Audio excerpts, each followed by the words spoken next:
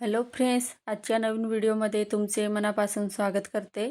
तर आज आपण बघा इथं ब्लाऊज शिवून झालेला आहे आणि त्याची फिटिंग कशी करायची ते एकदम सोप्या पद्धतीमध्ये सांगणार आहे मी. तर इथं बघा फिटिंग आपल्याला ब्लाऊजची करायची आहे. तर फिटिंग करताना सुद्धा बघा कोणकोणत्या गोष्टीची काळजी घ्यावी लागते, तर ते मी पुढे सांगणार आहे. तर व्हिडिओ तुम्ही शेवटपर्यंत पहा. आता इथं बघा मी बाही घेतलेली आहे दोघं साईडच्या. आता हे पाठीमागचा पार्ट आहे, बाही जोडायचा मुंड्याचा आकार, आणि खाली जे आहे ते पुढच्या भागाचे मुंड्याचे आकार दिसतंय तुम्हाला. तर या पद्धतीने दोघं बाह्या आहेत ते चेक करायच्या. नाही तर मग काय होतं की अस्तर आपण जेव्हा जोडतो तर ते दोघं साईडचे आपण जोडतो खरं, पण एकाच साईडचे बाही आपल्याला जॉईंट होते. तर तसं होऊ नये यासाठी व्यवस्थित ते चेक करून घ्यायचं. आता इथे बघा पाठीमागचा पार्ट आहे त्याला मी उलट्या बाजूने ठेवलेला आहे, आणि त्याच्यावरती पुढचा जो पार्ट होता त्याला सरळ बाजूकडून ठेवला होता, आणि शोल्डरला तिथे पाव इंचपेक्षा कमी अंतर घ्यायचं, म्हणजे एकदम कोपऱ्यावरती शिलाई टाकायची आहे. आता बघा उलट्या साईडने फिरून घेतलं, आणि इथं मी शोल्डर आहे ते शिवून घेते. तर गड्याकडून आपल्याला 2-3 टिपा एक्स्ट्राचे टाकायचे, म्हणजे शिलाई तिथं लोक करायची आहे आपल्याला. आता बघा एक्स्ट्राचे धागे वगैरे कट करून घेतले. तर इथं बघा तुम्हाला थोडासा पार्ट आहे तो एक्स्ट्रा दिसत असेल, तर तो तसं जर असेल तर ते कटिंग करून घ्यायचं आहे, म्हणजे बाही जोडायला आपल्याला सोपं जातं. आता दुसरा पार्टसुद्धा आपल्याला त्याच पद्धतीने इथे जोडायचा आहे. तर बघा इथं या पद्धतीने एकदम कोपऱ्यावरती शिलाई टाकायची आहे. तर पुढचा पार्ट जो आहे तर तो कसा शिवायचा, तर त्याचा व्हिडिओ जो आहे तो मी याआधी चॅनलवर टाकलेला आहे.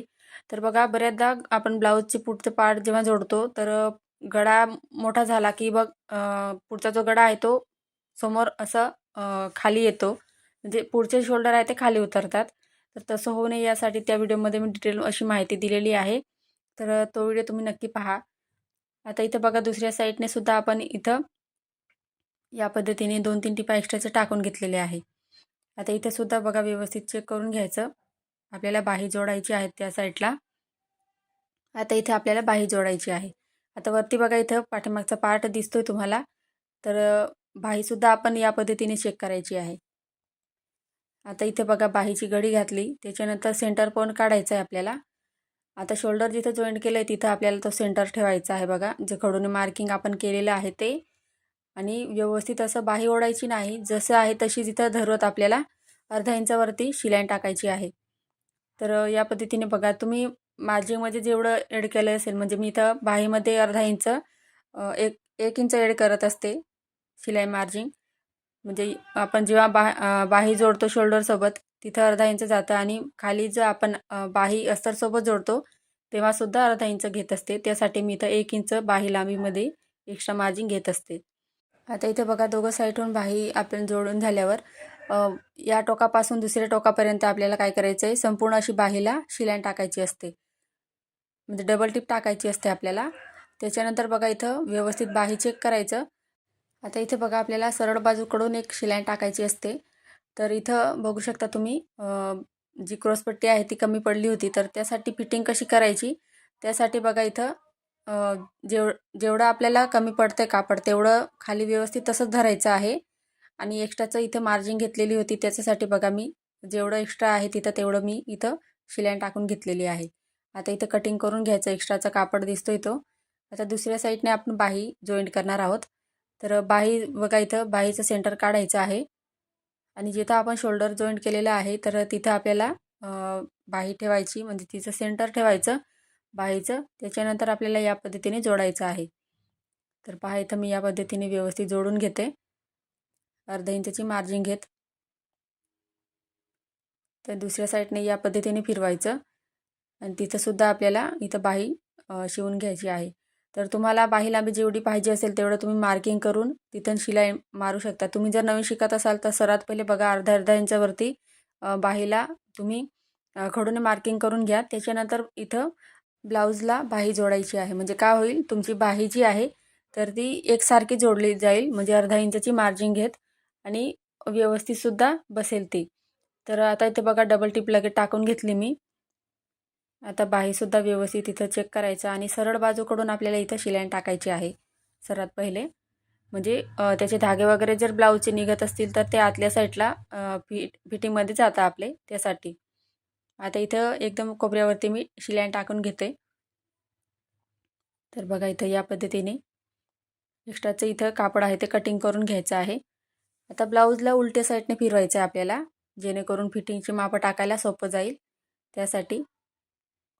आता जिथं बघा आपण एक्स्ट्राचं इथं सरळ बाजूकडून जी टीप टाकली होती, शिलाई मारली होती, तर तिलाच बघा आतल्या साईडला व्यवस्थित पॅक करायचं आहे. म्हणजे कोपऱ्यामध्ये इथं शिलाई टाकायची आपल्याला. तर पहा इथं या साईडची मी शिलाई टाकून घेतली आणि सुरुवातीपासून तर शेवटपर्यंत सुरुवातीला सुद्धा आपल्याला शिलाई लॉक करायची असते.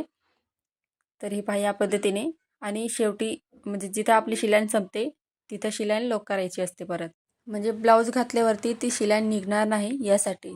तर या पद्धतीने बघा संपूर्ण अशी शिलाई टाकून घ्यायची. आता इथे बघा आपल्याला फिटिंगची मापं टाकायची आहे.